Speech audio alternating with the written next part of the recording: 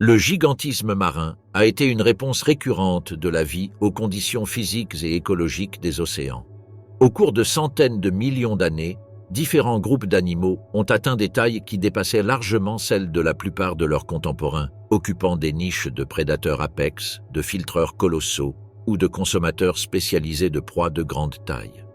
Comprendre pourquoi les mers ont produit tant de géants implique d'observer non seulement les organismes, mais aussi l'océan lui-même en tant que système physique et chimique.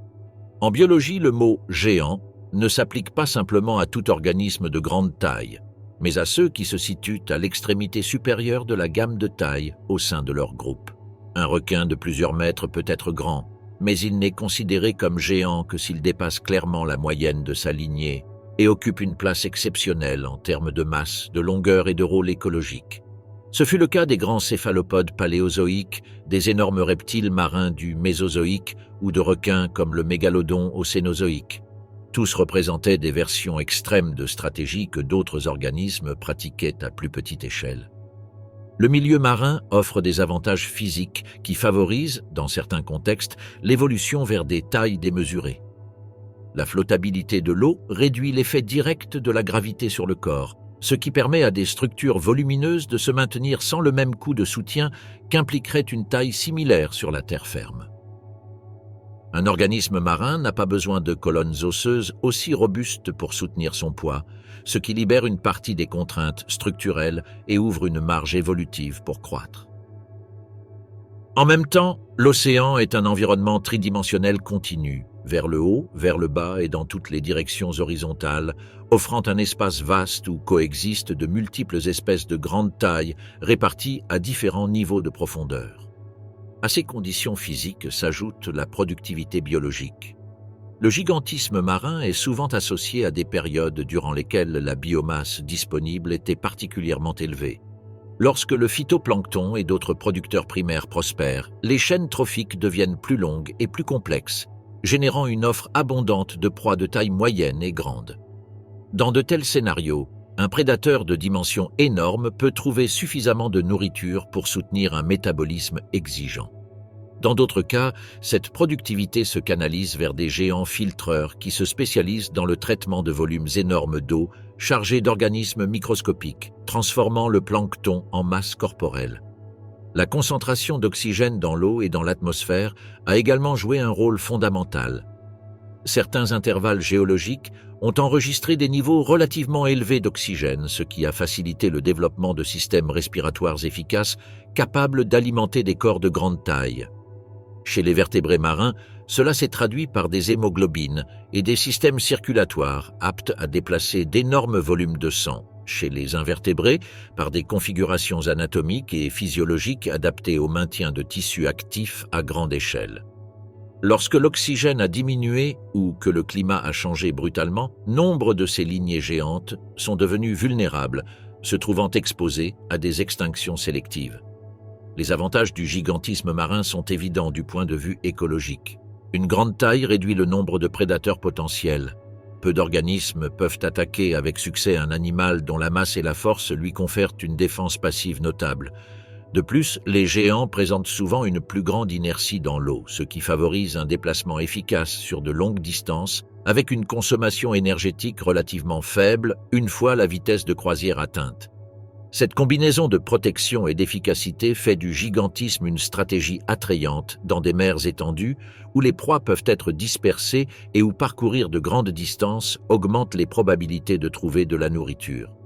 Cependant, le gigantisme implique également des coûts considérables. Un corps colossal nécessite des apports énergétiques abondants et soutenus dans le temps. Si la disponibilité de nourriture diminue en raison de changements des courants, de la température de l'eau ou de la disparition d'une proie clé, les géants en souffrent avant les espèces de taille modérée. Ils ont généralement des cycles de vie plus longs, une maturité reproductive tardive et des taux de reproduction relativement faibles, ce qui les rend moins résilients face à des perturbations rapides de l'écosystème. Le même trait qui leur confère la domination dans des conditions stables les rend fragiles lors des crises. Le gigantisme marin n'est pas apparu une seule fois, mais de manière répétée dans différents lignages et à différentes époques. Dans les mers paléozoïques, certains céphalopodes à coquille droite ont évolué vers des dimensions qui les plaçaient au sommet des chaînes alimentaires.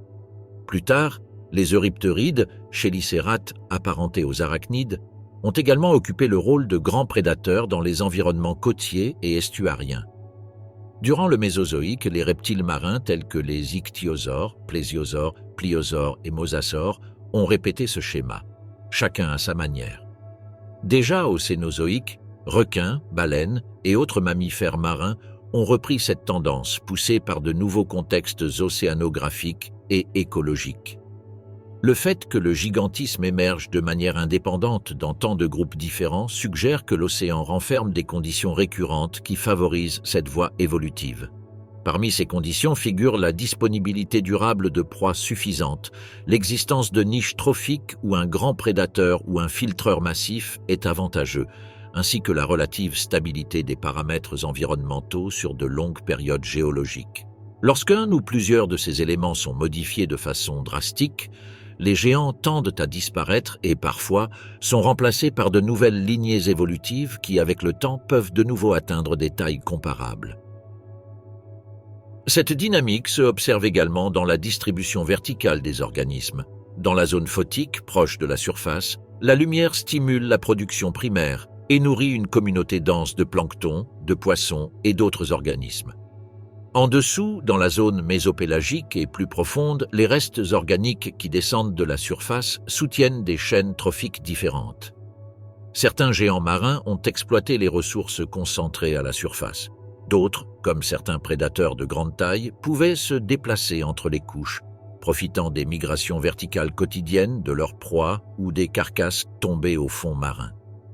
La taille est devenue, dans de nombreux cas, un outil pour contrôler des volumes d'eau plus vastes et des ressources distribuées de manière irrégulière. Endocera et les céphalopodes géants de l'Ordovicien. Dans les mers de l'Ordovicien, il y a environ entre 485 et 443 millions d'années, le gigantisme marin a pris l'une de ses premières formes spectaculaires. Les océans épicontinentaux, qui recouvraient de vastes zones des continents actuels, étaient remplis de trilobites, brachiopodes, crinoïdes et autres invertébrés qui tapissaient les fonds marins. Sur ce paysage d'organismes de quelques centimètres de longueur s'élevaient, comme des colonnes vivantes, les céphalopodes orthoconiques géants, parmi lesquels les endocéras, qui sont devenus certains des prédateurs les plus grands et dominants de leur époque. Les endocéras appartenaient à un groupe de céphalopodes éteints, les endocératides, caractérisés par des coquilles droites et allongées, en forme de tubes coniques. Contrairement aux céphalopodes modernes avec des coquilles réduites ou internes, ces animaux possédaient une armature externe en carbonate de calcium qui pouvait dépasser plusieurs mètres de longueur. La coquille était divisée en chambres internes séparées par des cloisons. Un conduit appelé siphon traversait ces chambres et permettait de réguler la quantité de fluide et de gaz à l'intérieur, contrôlant ainsi la flottabilité de l'animal. Chez les endocéras, ce siphon atteignait un développement extraordinaire et était partiellement rempli de structures coniques appelées endocônes, qui donnaient leur nom au groupe. La morphologie de ces céphalopodes suggère un organisme de grand volume et de masse considérable, avec la partie vivante concentrée à l'extrémité la plus large du cône où se situaient la tête, les bras et le tube propulseur. Depuis cette région antérieure, une couronne de tentacules robustes se projetait dans l'environnement immédiat, prête à capturer des proies. Derrière, le long tube calcaire s'étendait vers l'arrière, agissant comme flotteur structurel et comme support rigide. La combinaison d'une coquille lourde mais compensée par des chambres remplies de gaz et d'un système de siphon sophistiqué permettait à ces animaux de maintenir une position stable dans la colonne d'eau. Les estimations de taille pour certaines espèces d'endocératides suggèrent des longueurs totales de coquilles pouvant atteindre 8, 10 ou même plus de mètres, bien que les valeurs exactes fassent encore l'objet de débats parmi les spécialistes en raison de la fragmentation du registre fossile. Même en adoptant les chiffres les plus conservateurs, ces céphalopodes figuraient parmi les plus grands animaux de leur époque et dépassaient clairement la taille de la majorité des invertébrés contemporains. La présence d'exemplaires de grand diamètre à la partie large du cône indique des corps vivants volumineux, capables de générer une force considérable lors de la propulsion. Le mode de vie des Endocéras a été reconstruit à partir de l'anatomie de leurs coquilles et de la comparaison avec les céphalopodes actuels. La coquille droite et allongée aurait limité la maniabilité par rapport aux formes spiralées, mais offrait en même temps une stabilité longitudinale. Il est probable que ces céphalopodes adoptaient une posture presque verticale ou légèrement inclinée, avec la tête et les tentacules vers le bas et la coquille étendue vers le haut, comme un mât. Dans cette position, ils pouvaient flotter dans des eaux relativement calmes et descendre ou monter en ajustant la flottabilité de leurs chambres internes. La propulsion se basait sur le principe du jet d'eau. L'animal aspirait de l'eau dans la cavité du manteau et l'expulsait avec force à travers le siphon, générant une impulsion dans le sens opposé. Dans le cas des Endocéras, le poids important et l'inertie associée à la coquille auraient favorisé des déplacements lents mais stables, plus appropriés pour des approches contrôlées ou des changements de profondeur que pour des poursuites rapides.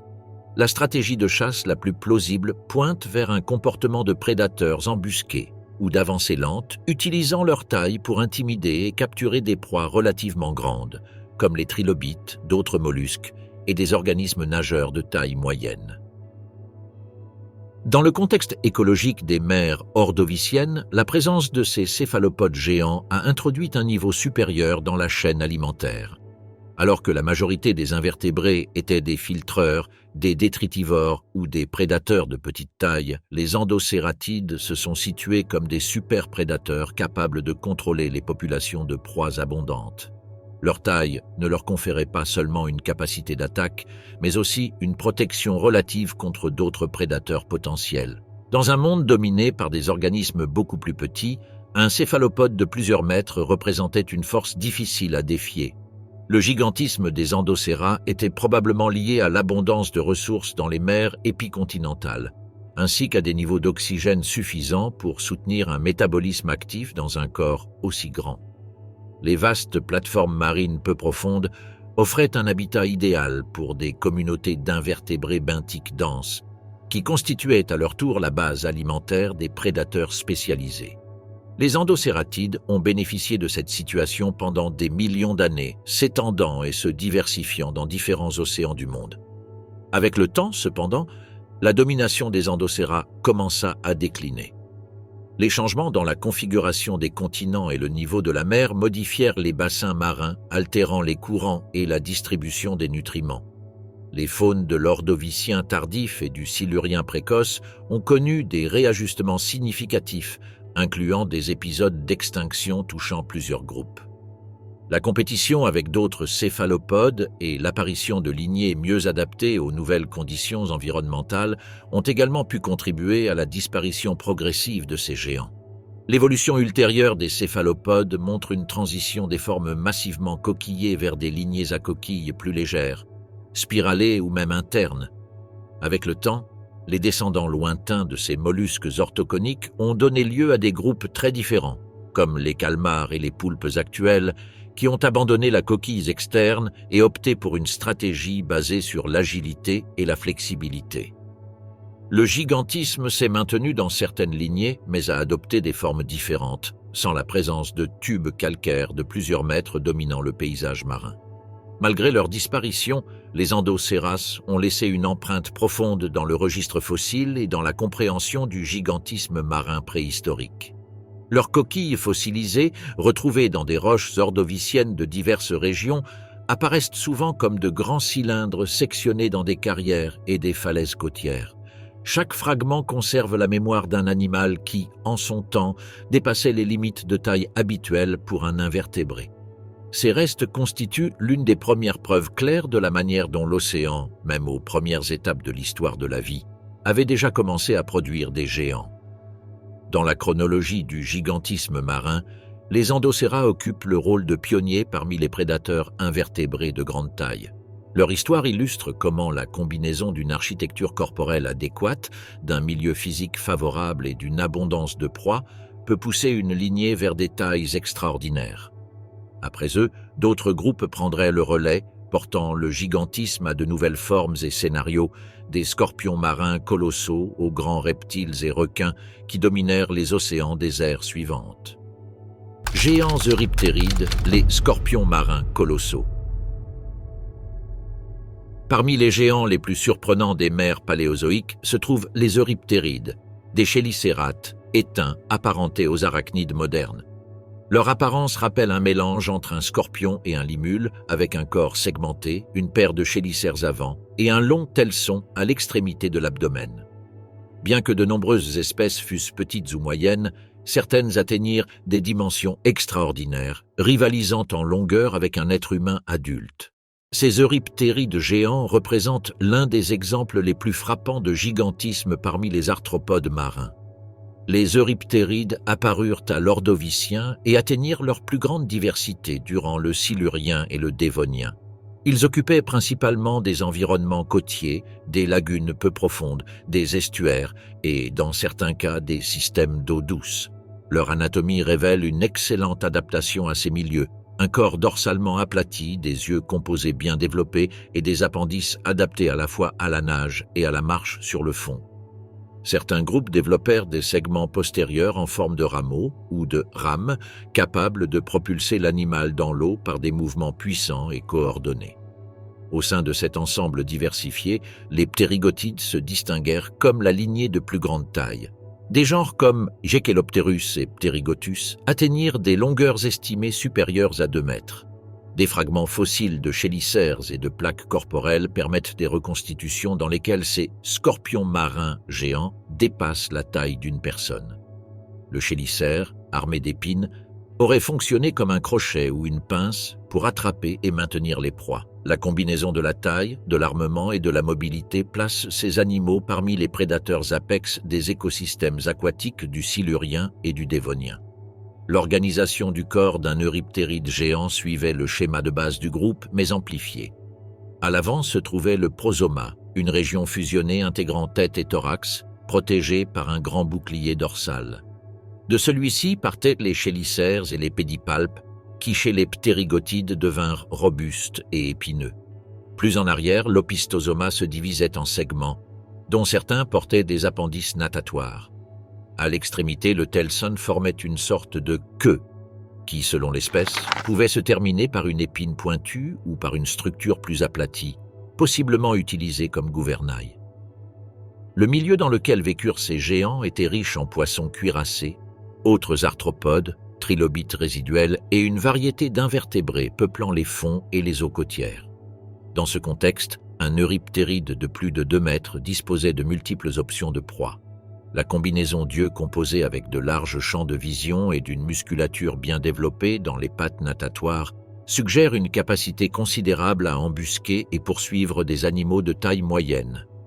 De nombreux chercheurs considèrent que certains ptérygotides occupèrent un rôle similaire à celui de grands poissons prédateurs dans des écosystèmes ultérieurs.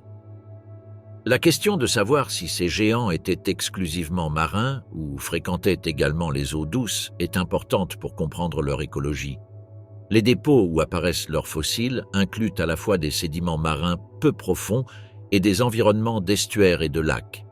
Il est probable que certains genres étaient euryalins, capables de tolérer différentes plages de salinité et de se déplacer entre zones côtières marines et cours d'eau. Cette flexibilité aurait facilité l'accès à diverses sources de nourriture et la colonisation de nouveaux habitats, étendant encore davantage l'influence des euryptérides géants dans les réseaux trophiques. Le gigantisme chez ces chélicérates s'explique en partie par l'abondance de proies disponibles et par la structure des écosystèmes aquatiques paléozoïques. À mesure que les poissons osseux et cuirassés se diversifiaient, ils créaient de nouvelles opportunités pour les prédateurs spécialisés.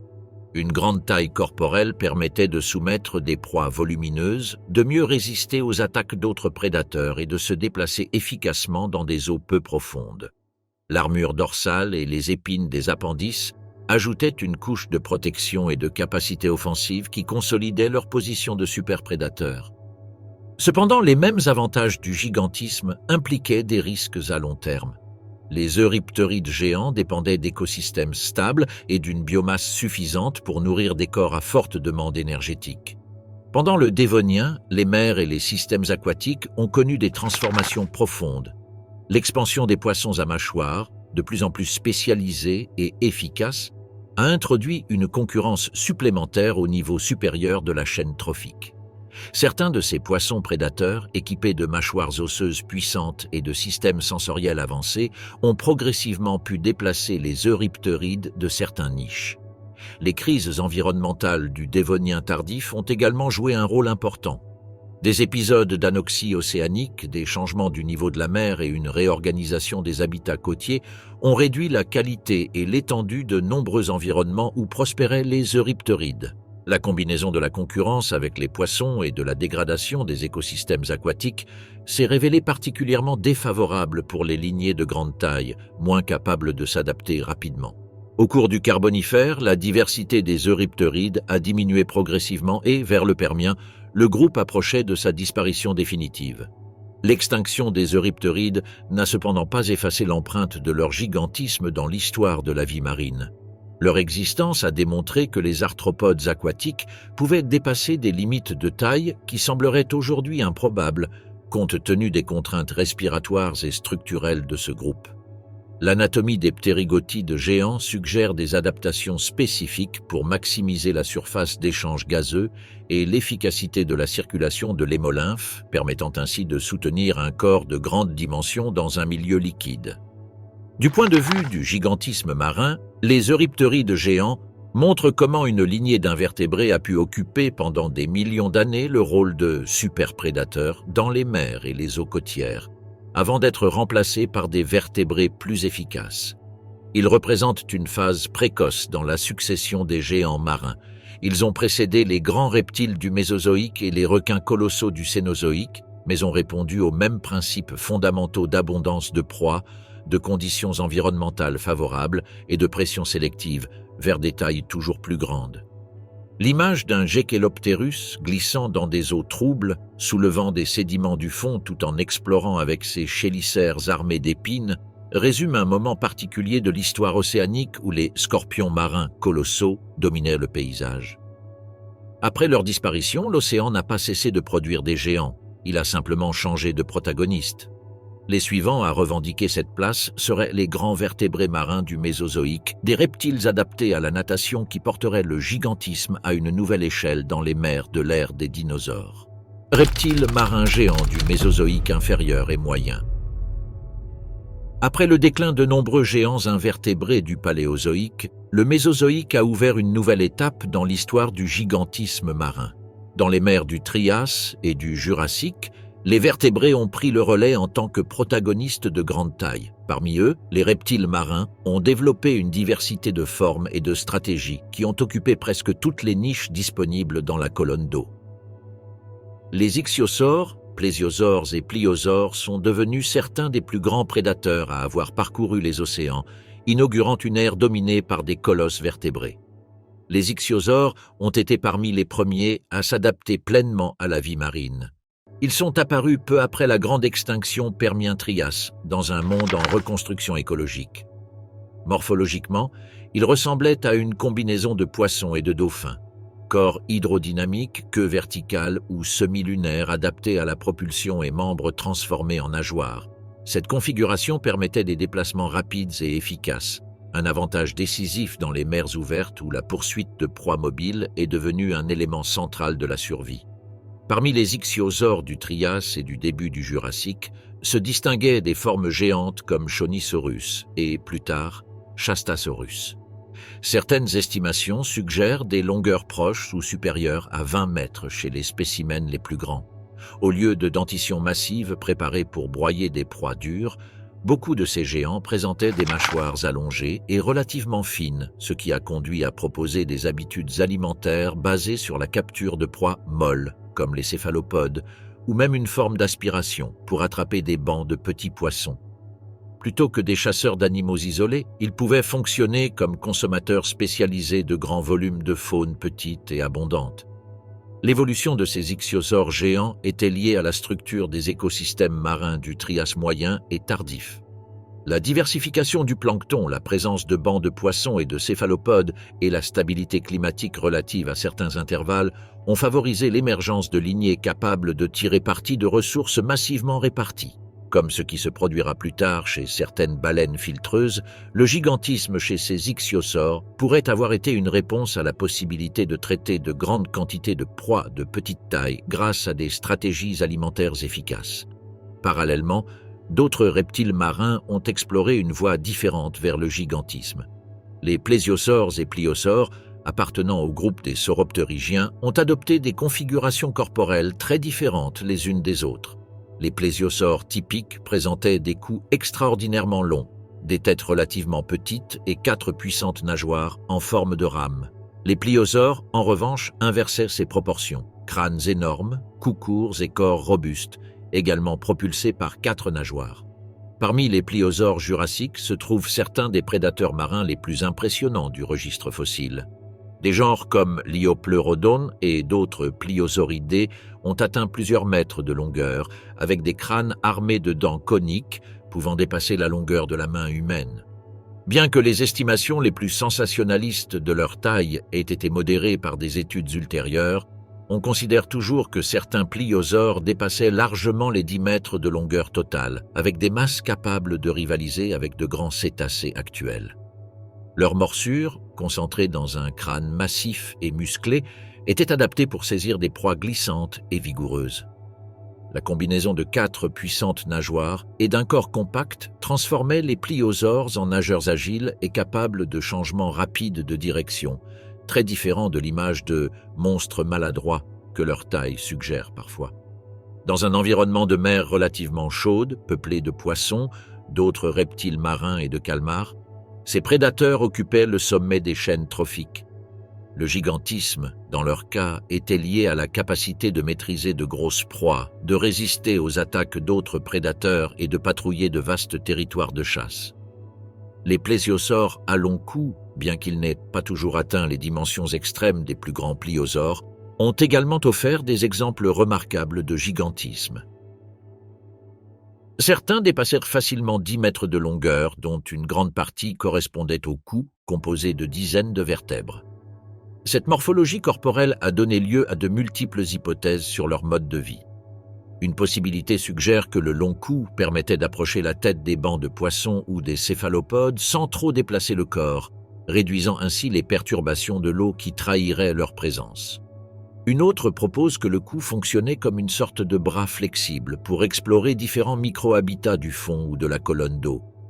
Dans tous les cas, la taille totale et la robustesse de leurs nageoires les plaçaient parmi les vertébrés marins les plus impressionnants de leur époque.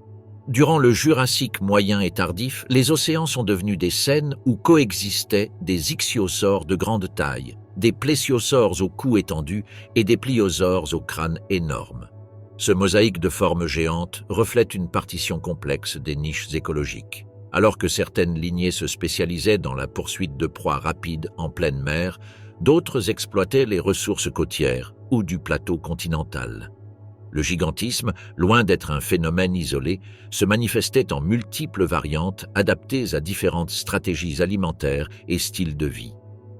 Avec l'avancée du Crétacé, le panorama a commencé à se transformer.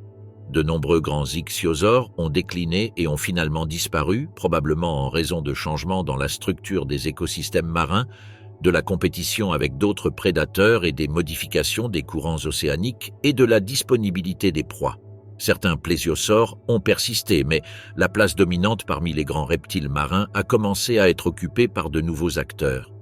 Parmi eux, une lignée de lézards pleinement adaptés à la vie marine finirait par occuper le rôle de prédateur dominant. Les mosasaures.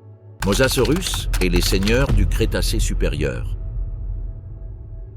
Au Crétacé supérieur, les mers traversaient l'une des phases les plus dynamiques de leur histoire. De vastes bras d'océan peu profonds, comme la voie maritime intérieure de l'Amérique du Nord, divisaient les continents et créaient des corridors marins abondants en vie. Dans ce contexte est apparu un groupe de lézards marins qui a porté le gigantisme et la spécialisation prédatrice à un nouveau niveau, les mosasaures. Parmi eux, le Mosasaurus s'est distingué comme l'un des superprédateurs les plus grands et les plus redoutables de son époque. Contrairement aux ichthyosaures et aux plésiosaures, dont l'origine remonte à des lignées de reptiles aquatiques plus anciennes, les mosasaures descendaient de lézards terrestres apparentés aux varans. La transition vers la vie marine fut relativement rapide en termes géologiques. Les membres se transformèrent en nageoires, la queue développa une puissante nageoire caudale et le corps adopta une forme hydrodynamique adaptée à la nage soutenue. Cette reconversion anatomique permit aux mosasaures d'occuper des niches qui, jusqu'alors, avaient été dominées par d'autres reptiles marins. Le Mosasaurus hoffmanni, l'une des espèces les mieux connues et de plus grande taille du genre, illustre l'extrême de cette tendance.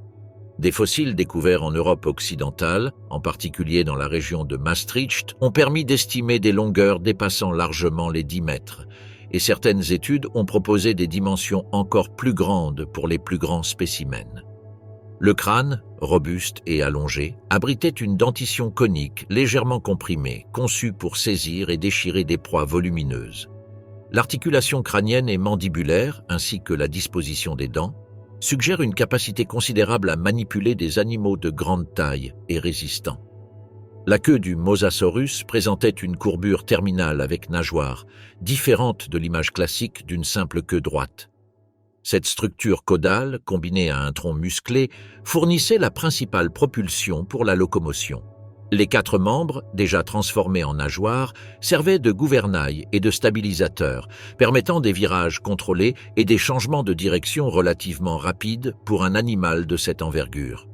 Dans l'ensemble, le corps du Mosasaurus était optimisé pour patrouiller de vastes zones marines et réaliser des attaques puissantes sur des proies surprises en pleine eau ou près de la surface.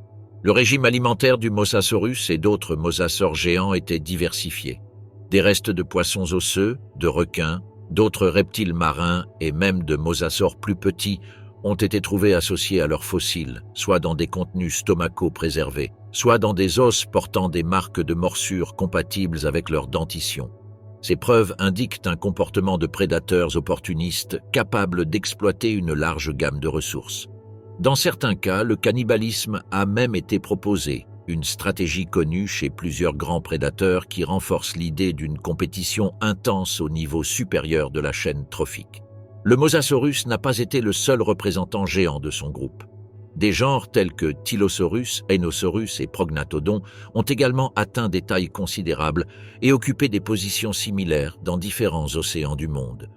Tylosaurus, par exemple, possédait un crâne allongé avec une région rostrale massive, probablement utilisée pour charger des proies ou infliger des coups puissants avant de mordre. Prognathodon présentait une dentition plus robuste, adaptée à broyer des carapaces et des proies à corps dur.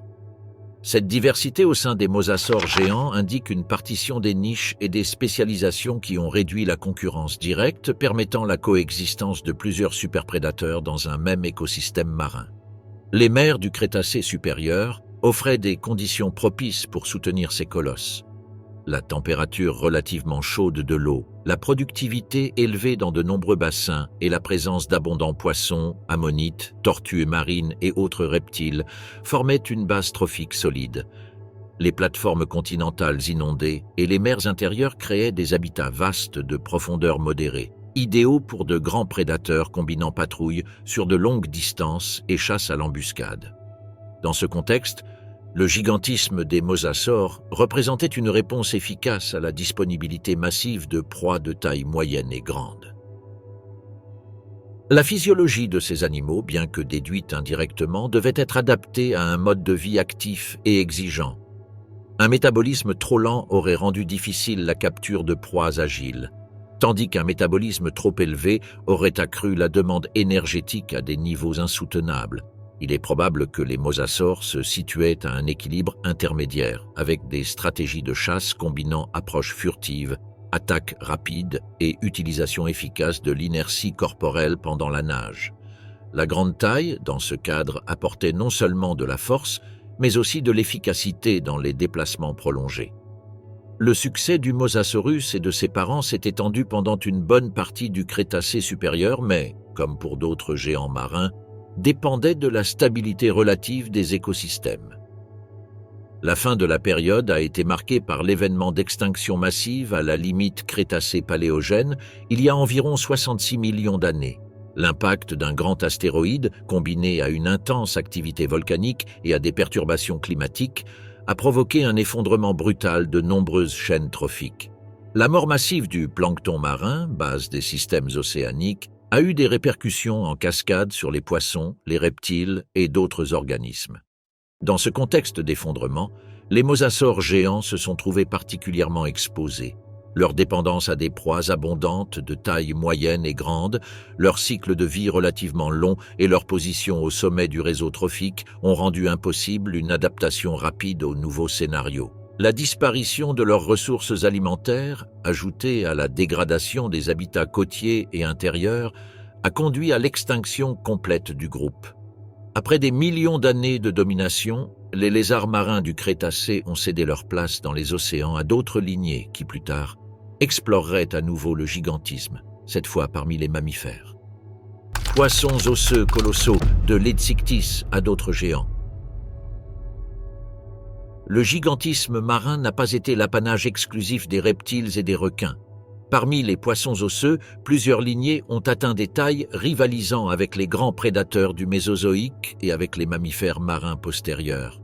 Ces colosses ne se sont pas spécialisés dans la chasse de grandes proies individuelles, mais ont exploité une stratégie différente: convertir d'énormes volumes de plancton et de petits organismes en masse corporelle grâce au filtrage continu de l'eau de mer.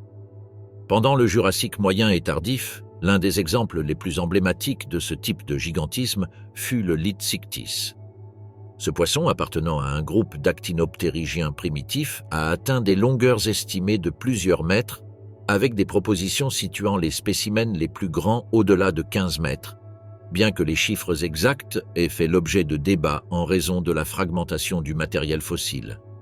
Même en prenant des estimations conservatrices, le Lithsictis se situe parmi les poissons osseux les plus grands connus, un véritable géant qui partageait les mers jurassiques avec les pliosaures et d'autres grands prédateurs. L'anatomie du Lithsictis montre des adaptations claires à un mode de vie basé sur le filtrage. La tête était large, avec des mâchoires relativement longues et des structures associées à un appareil branchial complexe. Au lieu de dents acérées pour déchirer les proies, des éléments capables de retenir de petites particules alimentaires en suspension dans l'eau se sont développés. Bien que la reconstruction détaillée de son système filtrant reste un domaine d'étude en évolution, le consensus indique un animal nageant la bouche ouverte, laissant passer l'eau chargée de plancton à travers les branchies tout en retenant de minuscules organismes. Le corps de ce poisson colossal était robuste et allongé, avec une musculature développée pour maintenir un déplacement constant à vitesse modérée. La queue, dotée d'une nageoire caudale bien formée, fournissait l'impulsion principale, tandis que les nageoires pectorales et dorsales contribuaient à la stabilité et au contrôle de la direction. Contrairement aux prédateurs qui dépendent de sprints courts, un filtreur géant doit maintenir un mouvement continu pour traiter un volume suffisant d'eau, et la conception du Lithsictis semble avoir été au service de cette fonction. Le contexte écologique des océans jurassiques explique en grande partie la viabilité d'un poisson de ces dimensions.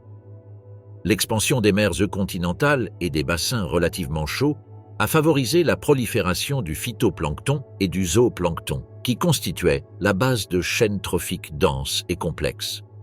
Dans ce scénario, un organisme capable de filtrer de grandes masses d'eau trouvait une source de nourriture pratiquement inépuisable, à condition de parcourir l'océan à la recherche de zones à forte concentration de plancton. Le gigantisme, dans ce cas, était directement lié à l'efficacité. Un grand corps permet de traiter un plus grand volume d'eau par unité de temps et de stocker d'énormes réserves d'énergie. Le Lithsictis n'était pas seul dans cette stratégie. D'autres poissons osseux géants, bien que moins connus, apparaissent dans les archives du Mésozoïque et du Cénozoïque inférieur. Divers lignages d'actinoptérygiens ont développé des tailles remarquables et des adaptations au filtrage, occupant des niches similaires à différentes époques et régions.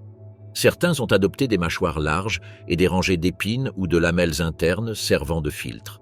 D'autres, des structures branchiales spécialement modifiées pour retenir de minuscules proies. Dans tous les cas, le schéma se répète. Un corps grand, une locomotion soutenue et une alimentation basée sur des organismes très petits mais abondants. Le gigantisme parmi les poissons osseux filtreurs présente des parallèles évidents avec l'évolution ultérieure des cétacés mysticètes. Dans les deux cas, l'augmentation de la taille corporelle est liée à l'exploitation des ressources planctoniques à grande échelle. L'océan, en concentrant d'énormes biomasses sous forme de minuscules créatures en suspension, offre la possibilité de soutenir des animaux de dimensions colossales qui, paradoxalement, se nourrissent de proies microscopiques. Ce paradoxe, composé de géants vivant de multitudes d'êtres presque invisibles, se répète dans l'histoire de la vie marine. La présence de poissons filtreurs géants dans les mers jurassiques et crétacées a eu des implications importantes pour la structure des écosystèmes. Ces animaux concurrençaient de manière indirecte d'autres consommateurs de plancton et des prédateurs de petite et moyenne taille se nourrissant de bancs de poissons minuscules. En même temps, ils pouvaient devenir des proies potentielles pour de grands pliosaures ou plus tard pour certains requins et mosasaures, surtout s'ils étaient malades, jeunes ou affaiblis. Ainsi, même géants, ils n'étaient pas complètement exempts de la pression de prédation. L'extinction du Leadsichthys et d'autres poissons filtreurs géants du Mésozoïque est associée à des changements dans la configuration des océans, les courants et la composition du plancton. La fragmentation des habitats, les variations du niveau de la mer et l'apparition de concurrents plus efficaces ont pu affecter la stabilité de leur population. De plus, des événements d'extinction ayant impacté le plancton et les petits organismes pélagiques ont réduit la base alimentaire dont dépendaient ces colosses. Dans des écosystèmes aussi interconnectés, une perturbation au niveau inférieur répercute en cascade sur les consommateurs supérieurs, et les géants filtreurs n'en font pas exception. Malgré leur disparition, le registre fossile du Leadsichthys et d'autres poissons osseux géants offre des informations précieuses sur la récurrence du gigantisme dans l'océan. L'évolution de grands filtreurs actinoptérygiens au Jurassique anticipe, en quelque sorte, l'histoire que répéteront les baleines des millions d'années plus tard. Le fait que cette stratégie soit apparue dans des lignages si différents renforce l'idée que la mer, sous des conditions appropriées de productivité et de stabilité, favorise de manière répétée le développement d'organismes de grande taille, se nourrissant des formes de vie les plus petites. Requins géants du Mésozoïque, Ptychodus et autres prédateurs. Alors que les reptiles marins dominaient visuellement les océans du Mésozoïque, les requins développaient parallèlement leur propre histoire de gigantisme. Dans un monde où les pliosaures et les mosasaures occupaient de nombreuses niches de superprédateurs, les élasmobranches ne passaient pas au second plan. Au contraire, ils diversifiaient leur stratégie et, dans certains lignages, atteignaient des tailles considérables. Parmi eux, les requins du genre Ptychodus se distinguent comme des exemples de gigantisme spécialisé, très différents du prédateur classique de grands vertébrés généralement associés à ces animaux. Le registre fossile des requins présente une particularité qui conditionne son étude. Leur squelette, composé principalement de cartilage, se conserve rarement complet. On trouve le plus souvent des dents, des épines et, dans une moindre mesure, des vertèbres minéralisées. Cette limitation oblige à reconstruire l'anatomie et la taille à partir de restes partiels en extrapolant les proportions à partir des requins actuels. Malgré cela, l'abondance et la morphologie des dents permettent d'identifier clairement des lignages spécialisés et d'estimer la taille approximative de certaines espèces géantes. Le Ptychodus a principalement vécu pendant le Crétacé moyen et supérieur. Ses dents le distinguent immédiatement de l'image typique d'un requin aux grandes dents triangulaires. Au lieu de lames tranchantes, il possédait des couronnes larges et aplaties, avec une surface occlusale ornée de crêtes et de sillons, formant de véritables pavés dentaires. Cette morphologie est associée à la durophagie, c'est-à-dire à l'alimentation basée sur des proies à carapace dure, comme les mollusques bivalves, possiblement les ammonites, les crustacés à exosquelette résistants et même de petites ou moyennes tortues. Les rangées de dents du Ptychodus étaient disposées en série, formant des plaques broyeuses capables d'exercer une pression considérable. L'animal, en fermant la bouche, ne coupait pas sa proie, mais l'écrasait, fracturant facilement coquilles et carapaces. Cette spécialisation suggère un mode de vie lié à des zones où se concentraient de grandes populations d'invertébrés à coquilles, comme des bancs de bivalves ou des communautés d'ammonites sur le plateau continental. Le gigantisme, dans ce contexte, est associé à la nécessité de générer une force de morsure suffisante et à la capacité de traiter de grandes quantités de nourriture dure. Les estimations de taille pour certaines espèces de Ptychodus varient, mais plusieurs études indiquent que les plus grands spécimens pouvaient atteindre des longueurs de 7 à 10 mètres. Ces chiffres situent ces requins dans une gamme comparable à certains mosasaures moyens et à la hauteur de nombreux grands prédateurs marins. Il ne s'agissait cependant pas de chasseurs de grands vertébrés, mais de spécialistes de ressources abondantes mais protégés par des structures minérales, un créneau différent de celui des prédateurs à corps mou. La répartition du Ptychodus était large, avec des fossiles trouvés dans des dépôts marins de différents continents. Cela indique que sa stratégie écologique s'est révélée réussie dans diverses mers crétacées. La combinaison d'un corps grand, capable de se déplacer le long de larges bancs d'invertébrés, et d'une dentition adaptée au broyage en a fait un élément important des communautés marines. En même temps, cette spécialisation a pu le rendre vulnérable aux changements dans la disponibilité de ses proies préférées, des facteurs qui, ajoutés à la grande réorganisation écologique de la fin du Crétacé, ont contribué à sa disparition. Aux côtés du Ptychodus, d'autres requins du Mésozoïque ont atteint des tailles remarquables, bien que suivant des stratégies différentes. Parmi eux, le Cretoxyrrhina mantelli représente l'archétype du grand prédateur de poissons et de vertébrés marins.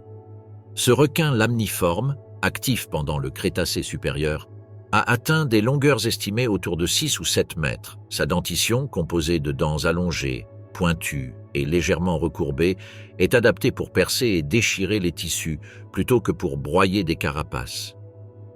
Le corps du Cretoxyrrhina devait être hydrodynamique, avec une silhouette fusiforme rappelant les lamniformes actuels nageant rapidement. Cette configuration suggère un mode de vie de prédateur de poursuite capable d'atteindre des vitesses élevées lors de brèves charges pour capturer des proies agiles. Des fossiles portant des marques de morsures attribuées à ce requin ont été trouvés sur des os de gros poissons, de reptiles marins et d'autres organismes, renforçant l'idée d'un superprédateur polyvalent qui attaquait une grande variété de proies. La coexistence de Ptychodus et de Cretoxyrrhina dans les mêmes mers révèle comment le gigantisme pouvait s'exprimer de manière complémentaire chez les requins crétacés. Alors que le premier exploitait l'abondance d'organismes à carapace dure sur les fonds et plateformes marines, le second occupait une niche plus classique de chasseurs de vertébrés à corps mou, se déplaçant activement dans la colonne d'eau. Tous deux, cependant, partageaient le besoin d'écosystèmes suffisamment productifs pour soutenir des corps de grande taille et des besoins énergétiques élevés. D'autres requins crétacés, bien que de plus petite taille, ont contribué à la complexité des réseaux trophiques.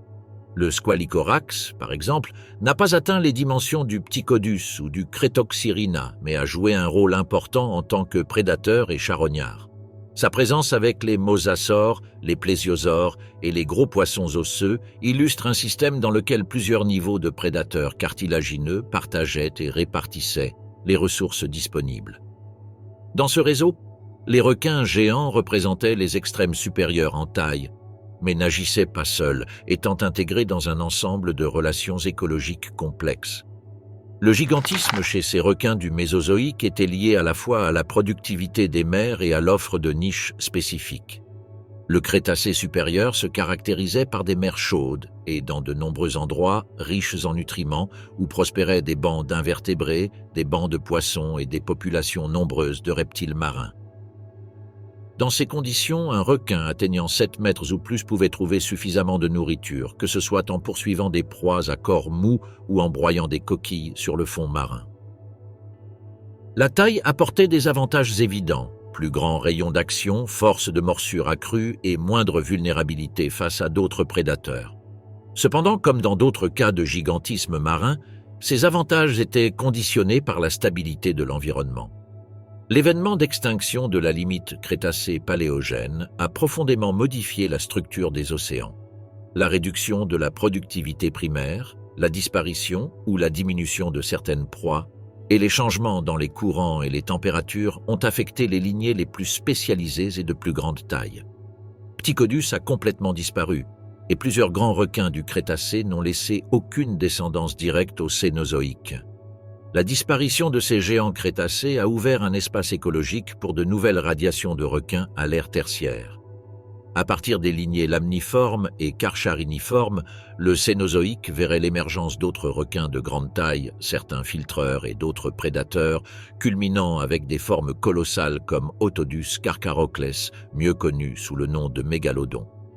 L'histoire de Ptychodus, Cretoxyrina et de leurs contemporains peut être considérée comme un prélude à cette nouvelle vague de gigantisme, dans laquelle l'océan permettait une fois de plus aux élasmobranches d'explorer les limites supérieures de la taille possible.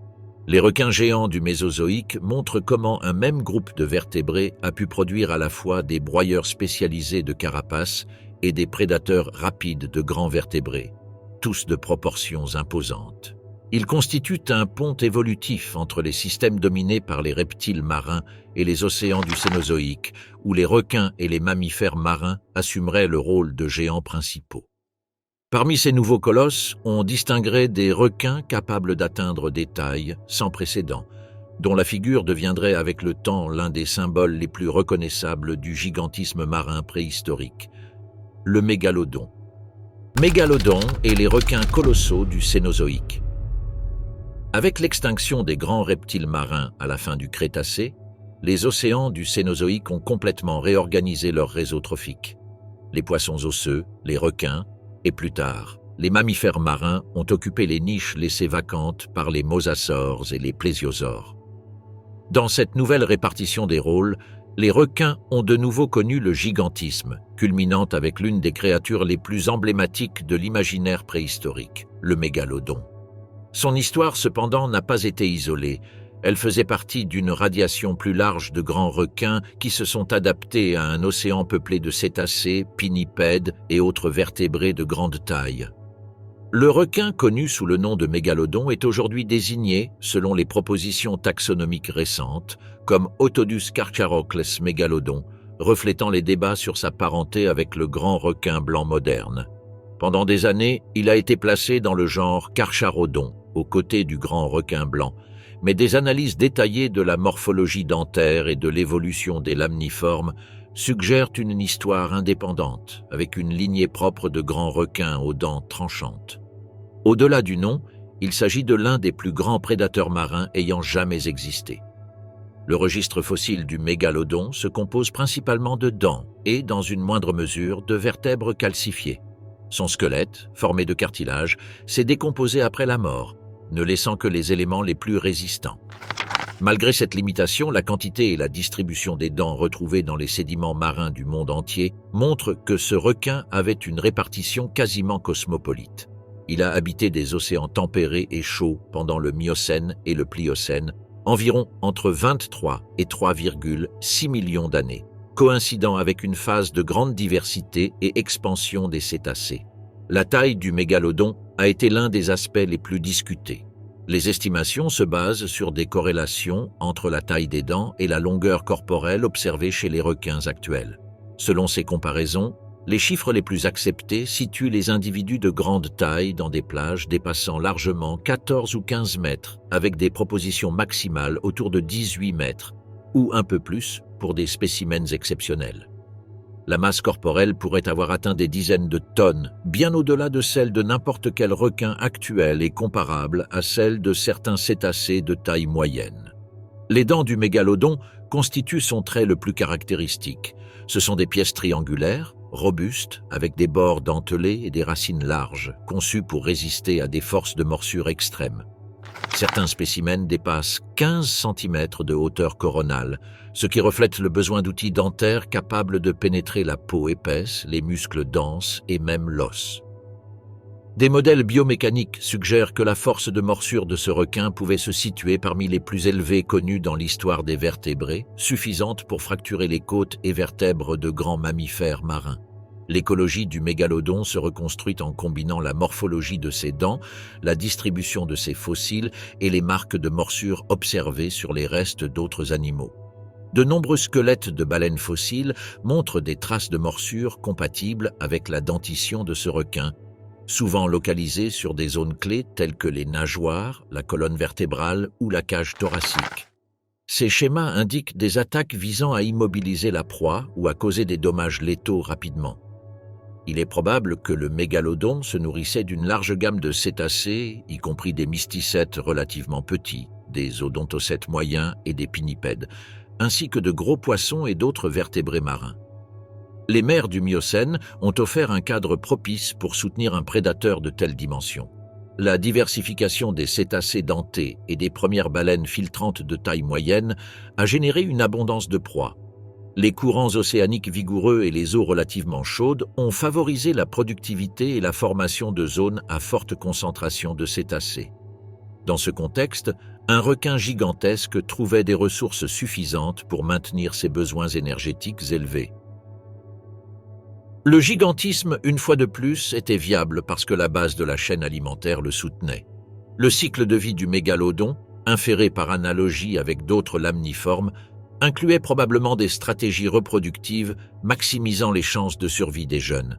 De nombreux lamniformes actuels sont vivipares et produisent peu de petits de grande taille, capables de se débrouiller dès la naissance. Des zones de reproduction possibles du mégalodon ont été identifiées dans des zones côtières d'eau chaude où prédominent des dents de petite taille, interprétées comme des dents de jeunes. Ces environnements relativement protégés auraient fourni refuge et nourriture aux jeunes jusqu'à atteindre une taille réduisant leur vulnérabilité. Le mégalodon n'était pas le seul requin remarquablement grand du Cénozoïque. Au sein du même lignage général, des espèces d'Otodus et d'autres genres ont atteint des tailles considérablement supérieures à celles de la plupart des requins modernes, sans toutefois atteindre l'extrême du mégalodon. Parallèlement, d'autres élasmobranches ont exploré le gigantisme par la voie du filtrage. Des lignées apparentées aux requins-baleines et aux requins pèlerins ont développé des corps volumineux, des bouches larges et des structures filtrantes dans les branchies, se nourrissant presque exclusivement de plancton. Le Cénozoïque a donc vu coexister deux types de colosses, prédateurs de grands vertébrés et filtreurs d'organismes minuscules. L'extinction du mégalodon au Pliocène soulève une question centrale dans l'étude du gigantisme marin. Pourquoi un prédateur apparemment si réussi a-t-il disparu tandis que d'autres lignées de grands requins ont survécu?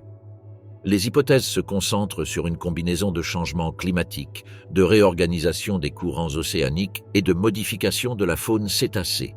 Le refroidissement progressif du climat global, associé à la formation de calottes polaires plus étendues et à l'intensification des gradients thermiques, a modifié la distribution des eaux chaudes et tempérées où ce requin prospérait. En même temps, la composition des communautés de baleines a changé.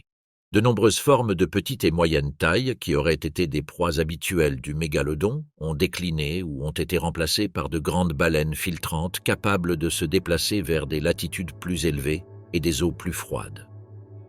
La transition vers des écosystèmes dominés par des mysticètes géants, regroupés dans des régions polaires ou subpolaires pendant les saisons d'alimentation, aurait pu réduire l'accessibilité de ces proies pour un prédateur spécialisé dans les eaux plus chaudes.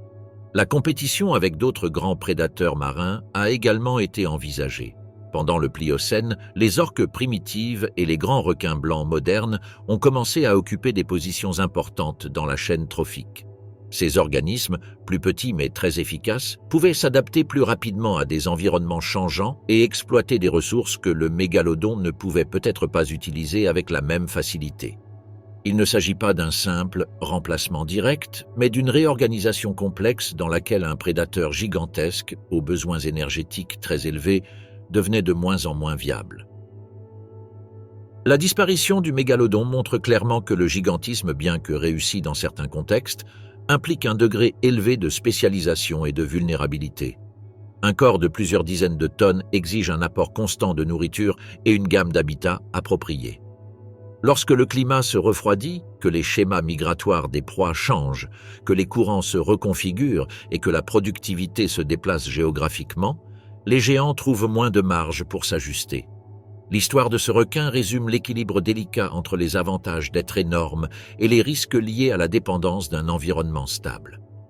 Au niveau culturel, le mégalodon est devenu l'un des symboles les plus puissants du gigantisme marin préhistorique. La combinaison de dents énormes, de taille colossale et de nature prédatrice en a fait un protagoniste fréquent de reconstitutions, de documentaires et de fiction qui exagèrent souvent ses dimensions et capacités. Les preuves scientifiques, cependant, décrivent un animal extraordinaire mais compréhensible dans le cadre de la biologie et de l'écologie marine, produit de conditions spécifiques du Cénozoïque moyen et tardif.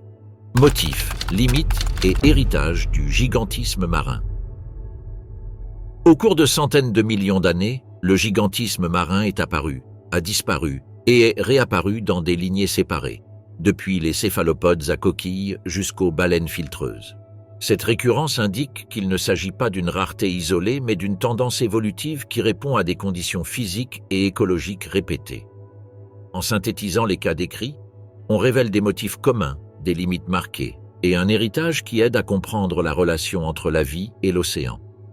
L'un des motifs les plus clairs est la relation entre le gigantisme et la productivité océanique. Dans pratiquement tous les exemples, les géants marins se sont développés dans des contextes où la base de la chaîne trophique était abondante.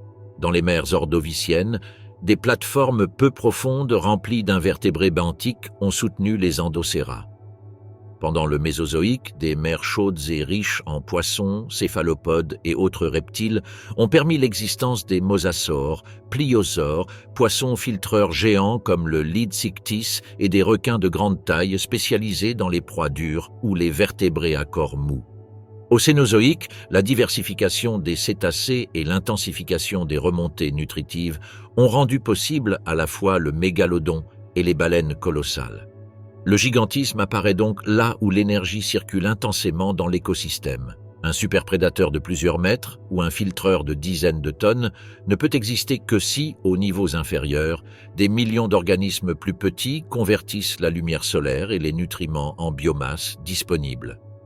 Chaque dent du mégalodon, chaque vertèbre du Basilosaurus, chaque segment d'un euryptéridé géant résume, en fin de compte, l'histoire d'un réseau trophique capable de canaliser d'énormes quantités d'énergie vers les niveaux supérieurs. Un autre motif récurrent est l'avantage fonctionnel de la grande taille dans le milieu marin. La flottabilité de l'eau réduit les exigences structurelles liées au poids, permettant à un corps volumineux de se soutenir sans la nécessité de squelettes excessivement massifs, comme cela se produirait dans un environnement terrestre. Dans ce contexte, la masse supplémentaire peut se transformer en un outil. Un corps grand se déplace avec plus d'inertie, ce qui favorise l'efficacité chez les nageurs parcourant de longues distances, comme les poissons filtreurs jurassiques ou les baleines modernes. De plus, la taille réduit le spectre des prédateurs possibles. Peu d'organismes sont en mesure d'attaquer un mosasaure adulte ou une baleine bleue. Le gigantisme s'associe également à des spécialisations extrêmes. Chez les endocéras, la sophistication du siphon et des chambres à gaz a permis de contrôler la flottabilité dans des coquilles de plusieurs mètres. Chez le Ptychodus, la dentition s'est transformée en pavé broyeur capable de moudre des carapaces résistantes. Chez le mégalodon, la mâchoire et les dents dentelées ont atteint des proportions et des résistances sans précédent pour fracturer les os de cétacés. Chez les baleines filtreuses, la perte des dents et l'apparition de fanons kératiniques ont permis l'exploitation intensive des essaims de plancton. Ces adaptations montrent que la taille démesurée apparaît rarement seule. Elle s'accompagne généralement de traits anatomiques et physiologiques adaptés à des niches spécifiques.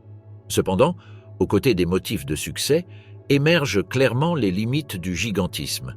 Un organisme de proportions extrêmes fait face à des coûts élevés en termes de besoins énergétiques, de reproduction et de vulnérabilité aux changements environnementaux.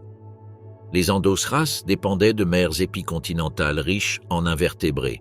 Lorsque ces environnements ont été modifiés, leur avantage a diminué.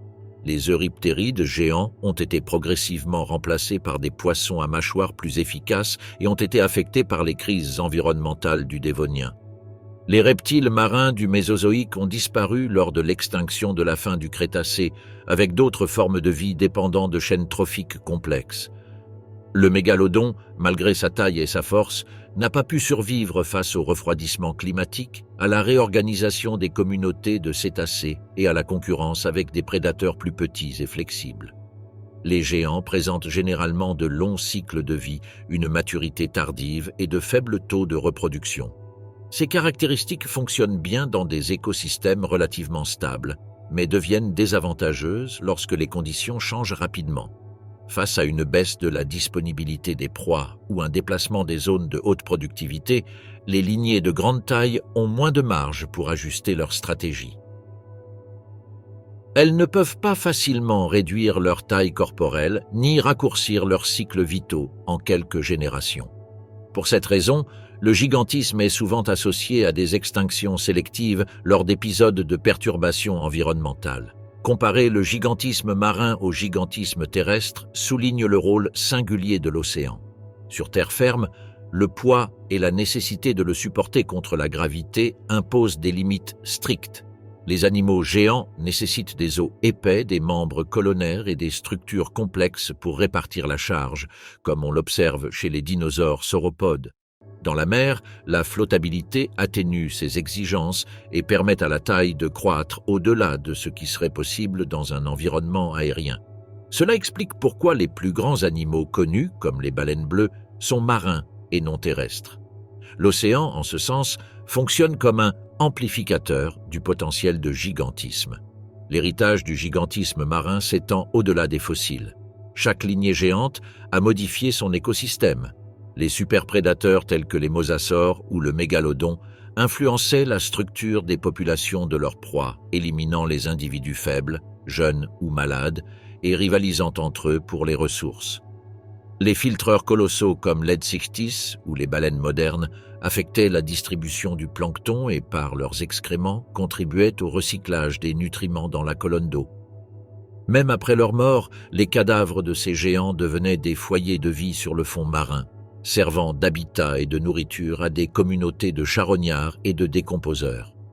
D'un point de vue évolutif, le gigantisme marin a également agi comme moteur d'innovation dans d'autres lignées. La présence de grands prédateurs a favorisé la sélection de défenses plus efficaces chez leurs proies, carapaces plus épaisses, stratégies comportementales telles que bancs ou migration, et amélioration de la vitesse et de la maniabilité. De même, l'existence de filtreurs géants conditionnait la dynamique du plancton et offrait des opportunités aux organismes exploitant des niches périphériques, que ce soit comme commensaux, charognards ou prédateurs de juvéniles. L'histoire des géants marins est à la fois l'histoire des espèces ayant évolué autour d'eux. Aujourd'hui, le gigantisme marin reste une réalité, bien que les protagonistes soient différents. Les requins filtreurs, comme le requin-baleine et le requin pèlerin, les grandes raies pélagiques et surtout les cétacés mysticètes continuent de démontrer que les océans actuels peuvent encore soutenir des corps colossaux. Cependant, la pression humaine sur les écosystèmes marins, le changement climatique et la modification des courants et zones d'upwelling posent des défis similaires à ceux rencontrés par les géants du passé dans des contextes de crise. L'histoire géologique suggère que ces formes extrêmes sont particulièrement sensibles aux changements rapides de la productivité et de la structure des océans.